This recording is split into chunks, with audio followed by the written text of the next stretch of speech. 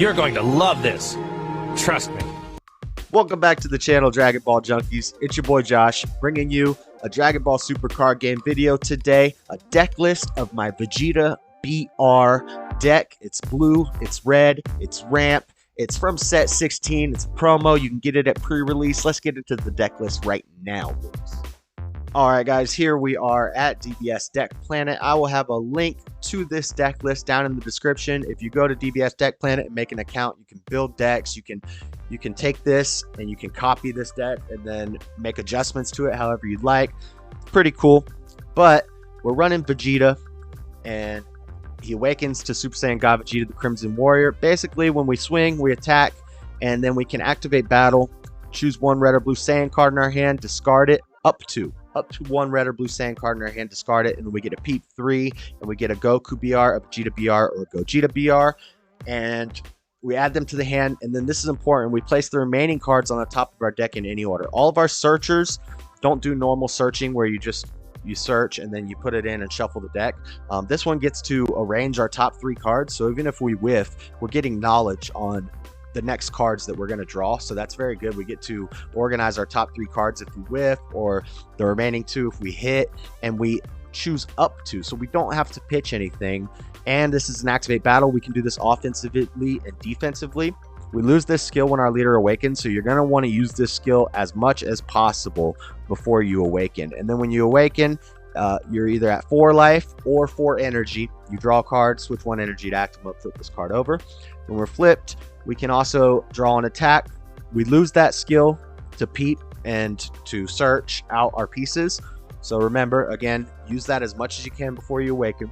And once you awaken, your red Gogeta BR cards in your hand gain Union Fusion, which is where we take a Goku BR and a Vegeta BR, and from our hands we send them to the drop, and we get to play the card for 4 energy, 1 red, 1 blue, and 2 of any color. When we play a Gogeta BR card, we draw a card, switch 1 of your red or blue multicolor energy to active mode at the end of the turn. So we're going to need to make sure we get a dual color card in our energy, and as early as possible, because there's a couple other reasons why we need a red-blue card in our energy. But basically, the goal of this deck is to fuse into our Gogetas, which will help us to ramp, and then we play big, good blue stuff to win the game, basically.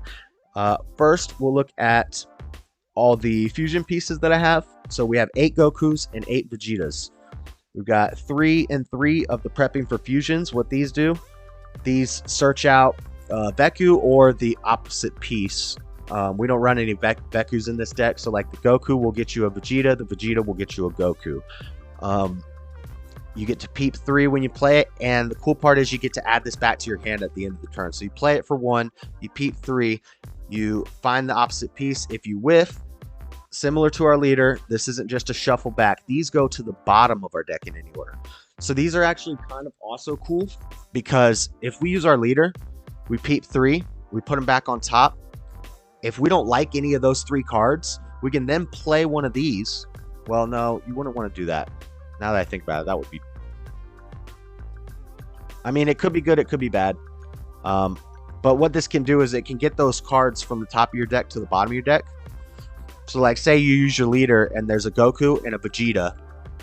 You can use your leader to take the Goku and then play the Goku, grab the Vegeta, and then put the other cards at the bottom of your deck. So you can do a lot of cool stuff with that. It gives you knowledge of what's on top of your deck, what's coming next. You can kind of affect it, and at the end of the turn, these Gokus and Vegeta prepping fusions come back to your hand, so you can use them for your Union Fusion fodder in the following turns. And then we have 2 and 2 of the Goku and Vegeta, the Interceptor and the Pursuer.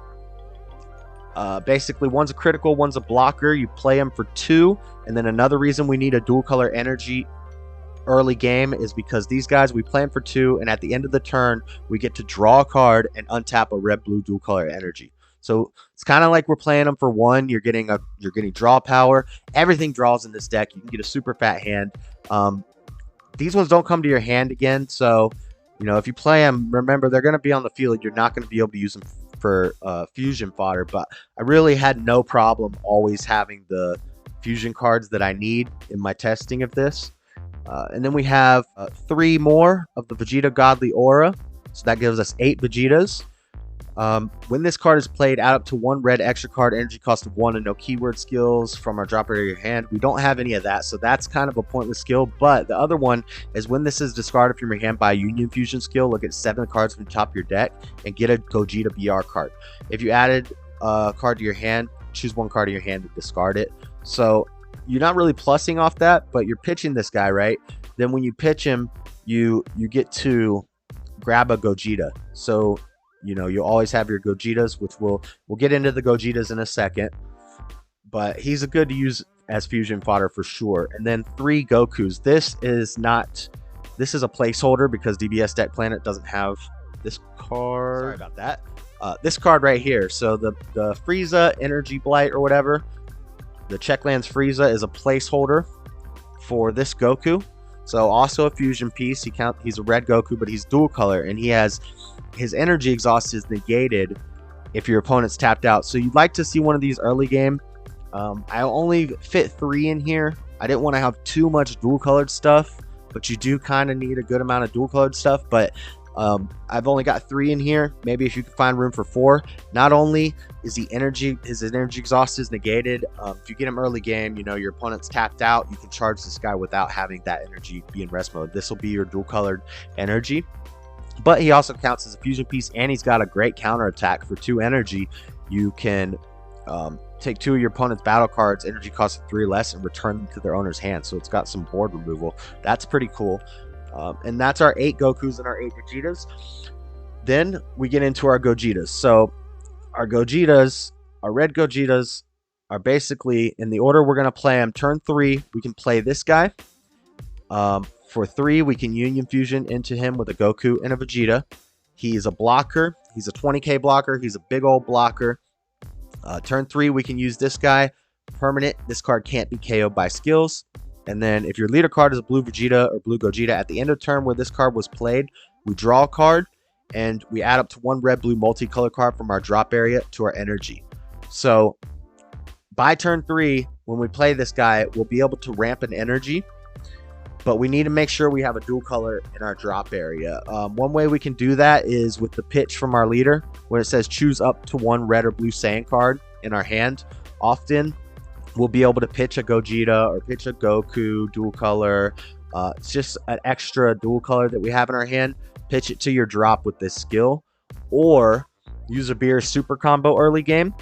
We'll get into our super combos in a second. I have 2, but we have 2 Beerus. So if you get a Beerus, you can use it early game, and that way you have a dual color in your energy. So turn 3, when you play this guy, you get to ramp and you get to draw a card. And also, if you awaken, when you do this, you also get to draw off of your leader and switch another energy to active mode. So that will leave you with 2 energy up. You know, if they're trying to aggro you down, you can awaken when you get down to 4 life, and then you play that guy, you get 2 of your energy back for a topo. But anyway, those are just some ideas. But so we got 4 of him, and then we've got 3 of this guy. This is the next play. So then, you know, what you want to do is use your leader skill, use that 4 energy there for this Union Fusion to play this guy. After we've ramped with the other Gogeta, then we get to this Gogeta. He's got barrier. He lets us ramp 2 energy at the end of the turn from our deck. At the end of your turn. So, you know, turn 4 or turn 3, we can ramp. But then the following turn, we'll have 5 energy. We can, because we'll ramp from this guy. And then we'll charge 1 the following turn. We use 4 of that energy to get this guy out. Or play our Boo Unison. One of those 2 plays. But basically, then we're going to ramp up to like 6 energy, and then we start being able to do a lot of stuff with all that energy. And so that's our ramp plays. We've also got just a finisher Gogeta. I've got 2 of him because, you know, I could play him for 4 energy. He's a triple strike dual attack, and we don't get the permanent, but a triple strike dual attack 35k is pretty good. And also this guy, we could evolve into him. This is just situational, like a tech card for board removal. If you saw my gameplay, you watched me wipe a whole board with this guy. That's pretty much what he's in here for. He can handle wide boards, and we can We can use our leader skill to get into him, or we can use our leader skill to go into another Gogeta and then drop 2 red cards. We're going to have a fat hand, and so we're okay with that, to play this guy out as an EX Evolve on top of it. And we can just start swinging and wiping their board. It's pretty good. Pretty good. That's it for the Gogetas. Our fusion pieces, that's basically the core of the deck. And then the rest of the stuff is just good blue cards. We've got the Boo Unison. As soon as we can get this guy out, we want to get him out. And basically he just keeps us alive. So if we got him, we've got to have some Trunks cards, 3 of those, just because you know, we're at 52 cards, trying to keep it somewhat low. Sensu Beans, of course, 4 of those. D-Magics, gotta have some D-Magics in a blue deck. As far as super combos go, oh, and then we have 1 Trunks Heroic Prospect, just a situational card. And then also for defense, since we're running blue-red, we've got Topo for Floodgates. So we have lots of defense going on. Our secret rare is Hatchiyak. That's a Floodgate. In none of my gameplays that I recorded did I see a Hatchiyak. I think I've played with this deck 6 times, and not this version. This version I played with like 4 times, and then I had another version that I built first that sucked because I couldn't read the cards. But I've never seen my Hatchiyak with this deck. I don't know why this deck doesn't like Hatchiyak. But anyway, Hatchiyak is their secret rare. So lots of defenses, Topos, Hatchiaks, Heroic Prospects. We also got the counters in the form of the Goku that this is holding the place for. We've got D-Magics, we've got Gods, all the good stuff. Okay, we got super combos. So super combos, I got a 2-2 split. Beerus, just because it's great. If you got a Beerus, you got to run some of these. 2 coolers, Tyrannical Assault, gives us some board clearing, gives us a strong double strike that we can rival out. You know, it just goes well with the Beerus. You gotta have that. And Beerus is also a card we can get into our drop early for ramping for this guy. And then 2 Zenos, because we're ramping a lot of cards. If we ramp our Hatchiyak or something, we can use Zeno to grab it out. We grab a card from our energy to our hand. So if we charge maybe our Fu or our Boo or our Hatch or something we need, the Zeno lets us grab it out. And it's also a 0-10k combo that we can use whenever. And then we can play it and draw cards too. So that's our super combo split. And that's pretty much the whole deck except for finishers. As far as finishers go, I've already mentioned the Gogeta. He's a finisher. And then, of course, we've got Fu. This won me a couple games with this deck. I mean, man, you almost want to put it to 2, but it's a black card. You really just want red and blue in here mainly. But it's great. You're going to get to 6 energy pretty early. You may have to combo a little bit to get up to 10 for your Overrealm. But we got the Fu, of course. The Hatch isn't really a finisher, but it's a kind of is a finisher because it gives you an extra turn, basically. And then last but not least, one of these guys.